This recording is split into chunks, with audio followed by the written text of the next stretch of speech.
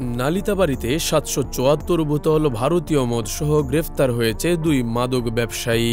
শেরপুর নালিতাবাড়ীতে মাদক বিরোধী অভিযান পরিচালনা করে ৭৭৪ বোতল একাধিক ব্র্যান্ডের ভারতীয় মদসহ ২ জনকে গ্রেফতার করেছে নালিতাবাড়ী থানা পুলিশ। বৈঠকের সময় আমরা সংবাদ পাই যে নালিতাবাড়ী এলাকায়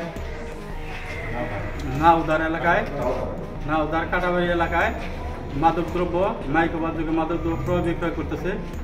সেই সংবাদের সত্যতা যাচাইয়ের জন্য আমাকে অবহিত করলে আমি SI Billal, SI Nazrul, SI Nurul Amir, SI Manik সহ ঘটনাস্থলে পাঠানোর পরে তারা তাৎক্ষণিকভাবে ঘটনাস্থলে যাইয়া বৃহস্পতিবার বেলা ১২টা ১৫ মিনিটের দিকে উপজেলার দাওদারা কাটাবাড়ি হাতিপাগার বিজিবি ক্যাম্পের আনুমানিক ১০০ গজ পশ্চিম দিকে পাকা রাস্তার কাছে ৭৭৪ বোতল ভারতীয় মদসহ ২ জনকে গ্রেফতার করে নালিতাবাড়ী থানা পুলিশ।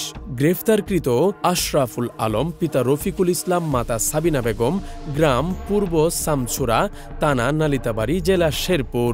দ্বিতীয় জন হলেন আলী হোসেন, পিতা জিয়ারুল হক, মাতা মুর্শেদা বেগম, গ্রাম চনকান্দা, থানা শেরপুর সদর, জেলা শেরপুর। সূত্রে জানা যায়, গোপন সংবাদের ভিত্তিতে নালিতাবাড়ী থানা পুলিশ উপজেলার দাওদারা কাটাবাড়ি হাতিপাগার বিজিবি ক্যাম্পের এলাকা থেকে মাদক বিরোধী অভিযান পরিচালনা করে। সেই অভিযানে ৭৭৪ বোতল ভারতীয় মদ সহ আটক করেন ২ জন মাদক ব্যবসায়ীকে, যার বাজার মূল্য ১০,৮৩,০০০ টাকা।